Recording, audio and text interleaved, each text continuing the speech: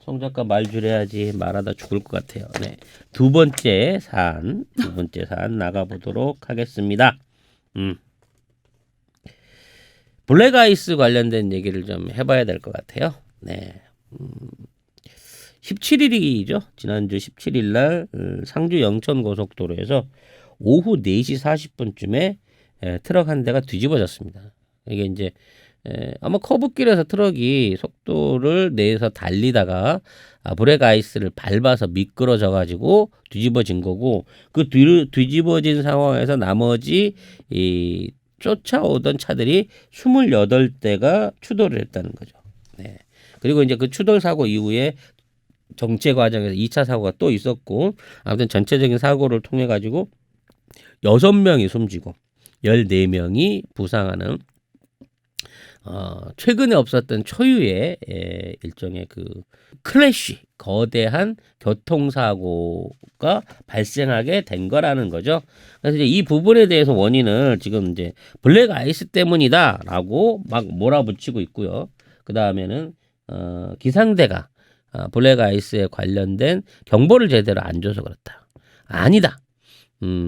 이 정도 날씨 되면 미리 생각해가지고 방제를 했어야 되는데 방제 작업이 늦었기 때문이다. 뭐 등등 여러 가지 얘기들이 나오고 있습니다. 대통령도 국무회의를 열어서 블랙 아이스 관련해서 전체적인 점검이 필요한 게 아니냐 해라라는 말씀을 하셨는데, 여기에 이제 우리가 사실 들여다봐야 될 다른 중요한 요소가 있다는 거죠.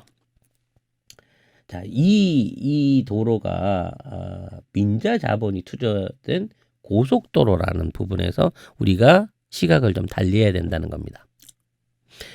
우리가 이제 언제나 빠지지 않는 이명박 정부의 개방화 정책에 의해서 민자 자본 유치를 통한 SOC 건설에 대한 투자가 많았습니다.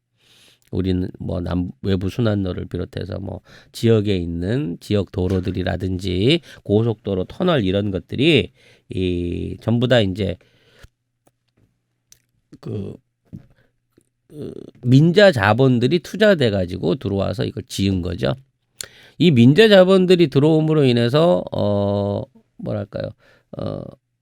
이제 사업이 활성화되고 그로 인해 갖고 경제가 발전한다는 논리로 들어왔습니다만, 이 민자 사업들 대부분이 결국은 이제 여기에 투자했던 기업들의 돈벌이로 전락하게 되는 상황을 만든 거는 우리 여러분들 뭐 여러 가지 방송을 통해서 접하셨을 걸로 알아요. 결과적으로는 이제 이 사업을 기획할 때 사기를 친 거죠.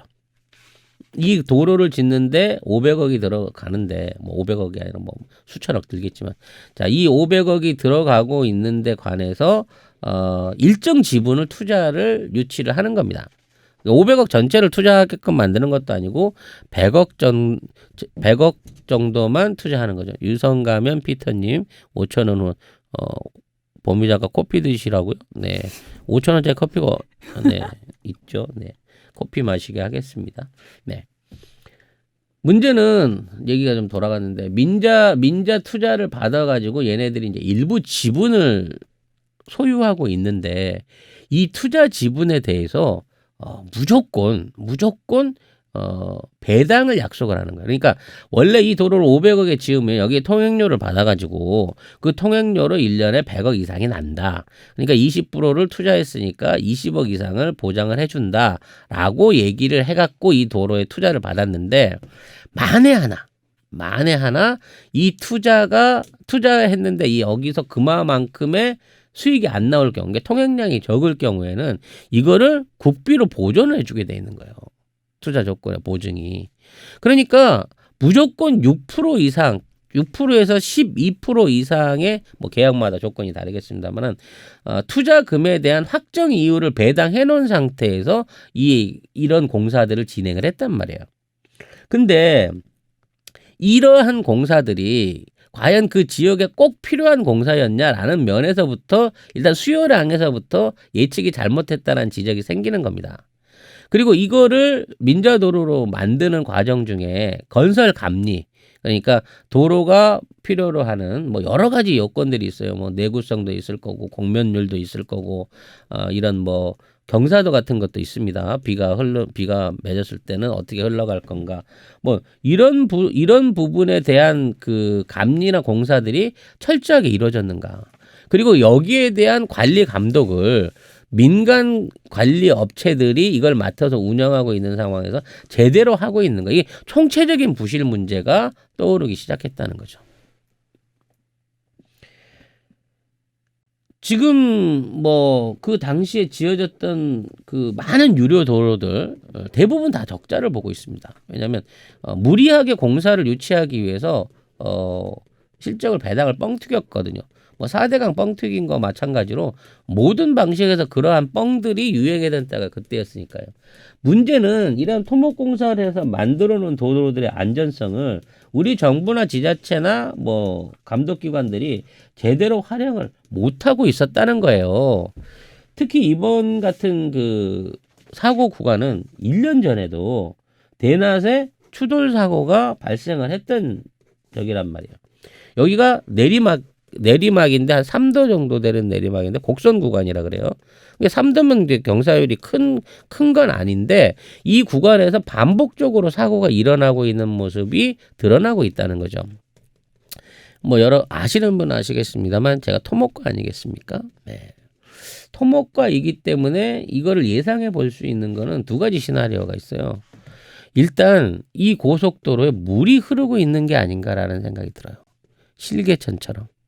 그러니까 이 도로 주변에서 어딘가에서 그 물이 유입돼 가지고 그 경사도를 따라서 도로면을 흐르고 있다가 날씨가 추워지면서 이게 굉장히 미끄러운 얼음으로 만들어지는 게 반복되고 있지 않냐라는 의심을 해볼 만하다는 거죠.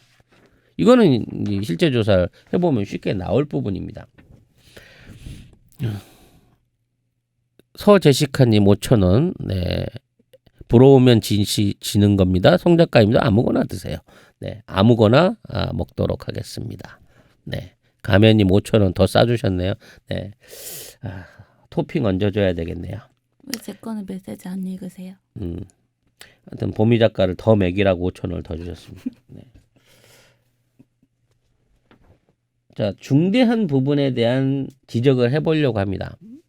현재 관리되고 있는 민자 자본 유치된 도로들이 실제로 의외로 허점이 있거나 관리에 문제가 있을 가능성이 상당히 높습니다. 왜냐하면 도로공사처럼 안정된 경험과 그리고 충분한 인력 그리고 매뉴얼을 갖추고 유지되는 게 아니라 사용 기업이기 때문에 제대로 된 선조치 후조치를 못할 가능성이 충분히 있다는 거거든요.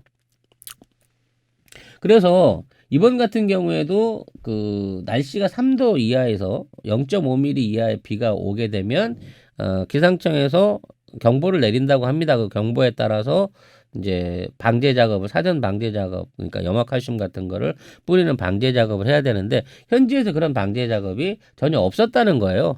거기에 대해서 문제 제기를 하니까 직원들이 퇴근을 해가지고 집에 있다가 나오는 바람에 늦었다는데 사고가 났던 시기가 4시예요. 4시. 4시에서 4시 40분 사이라고.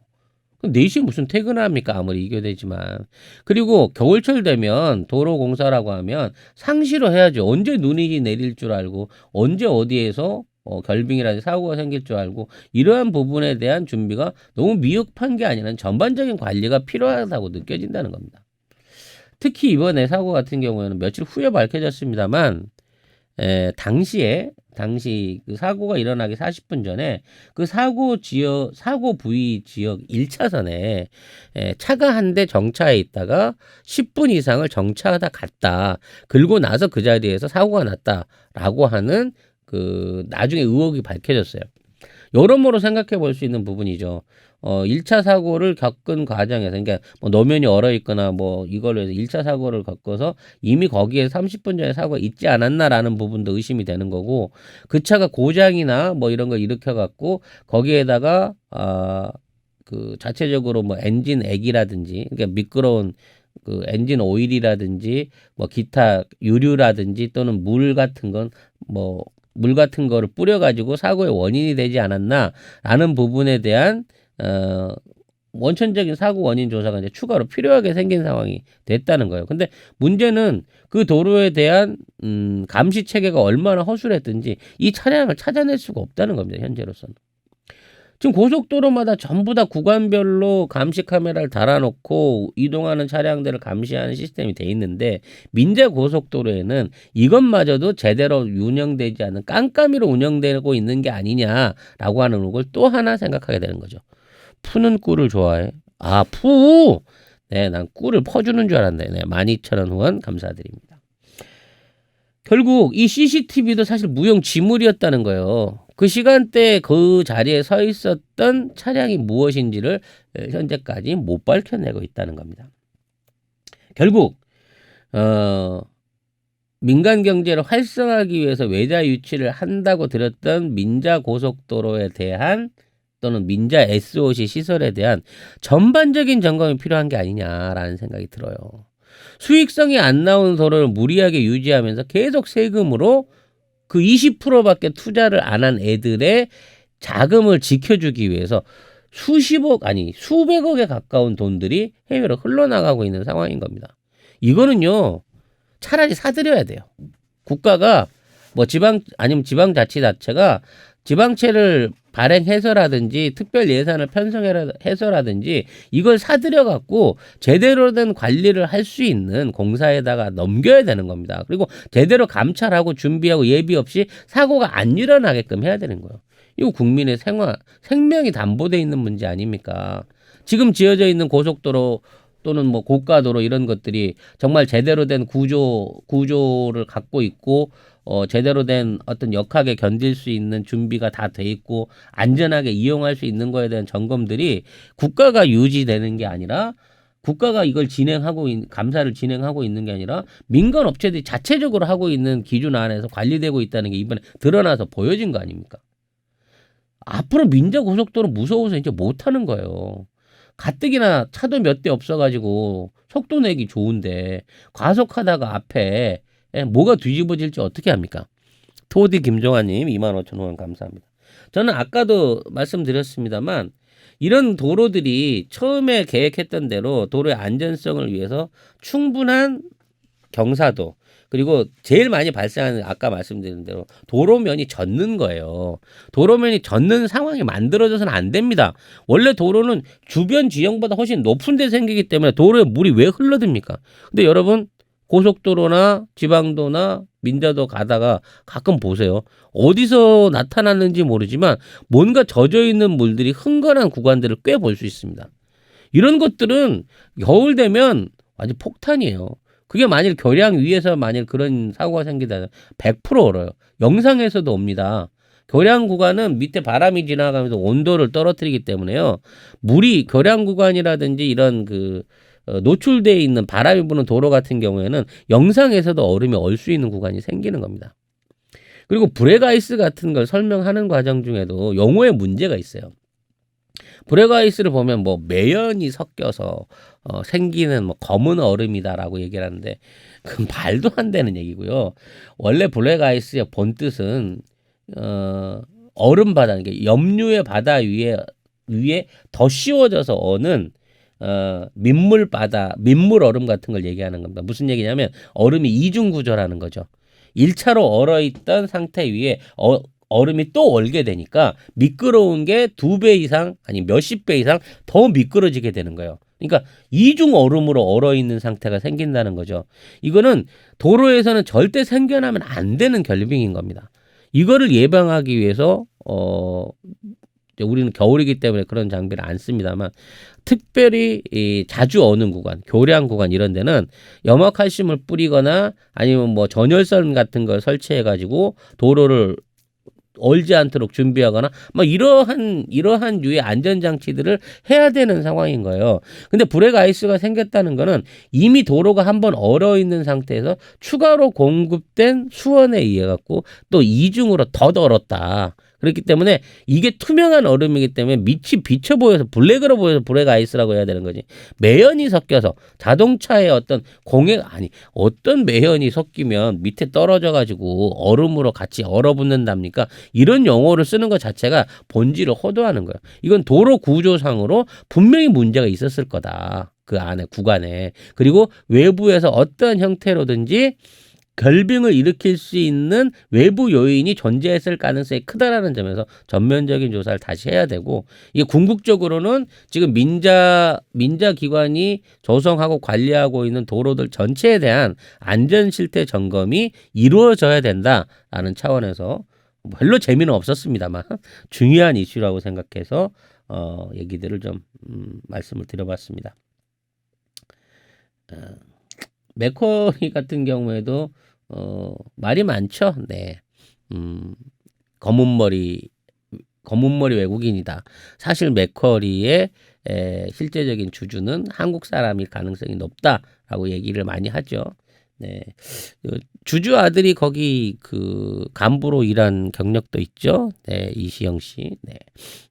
아무튼 이러한 적폐가 만들어놓은 그 과거의 유산을 치우지 못하기 때문에 계속해서 이렇게 뭔가 조금씩 우리 국민이 피해를 보고 서민들이 그 피해를 감당해야 되는 사태가 생기는 거고요. 자, 텅 빈 도로를 달리기 위해서, 저 도로를 유지하기 위해서 수백억 원의 돈이 세금으로 지원되고 있는 지금의 민자도로 운영 실태는 전반적으로 한번 재점검이 돼야 되지 않나라는 생각을 해봅니다. 이지형이래요. 네, 죄송합니다. 네, 이름을 실수를 했습니다.